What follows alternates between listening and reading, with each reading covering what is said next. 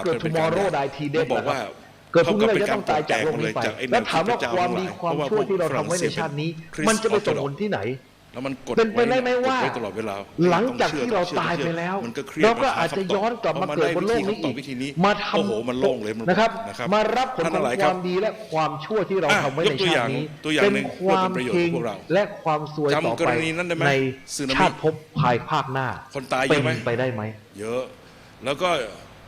มันมี ท่านทั้ ราง ย หลาย การ ครับ ร่วมด้วยช่วยกันใช่ไหม ถ้า คุณ ทฤษฎี แล้ว ส ก็ ม มี ดุล ราย โล การ ก เพื่อนพึ่ง แอ พา คชั่นเท่า ใค กับ ร เรี ก็ แอค ตา ชั่ ม น ที่ เป็น ได้ จริง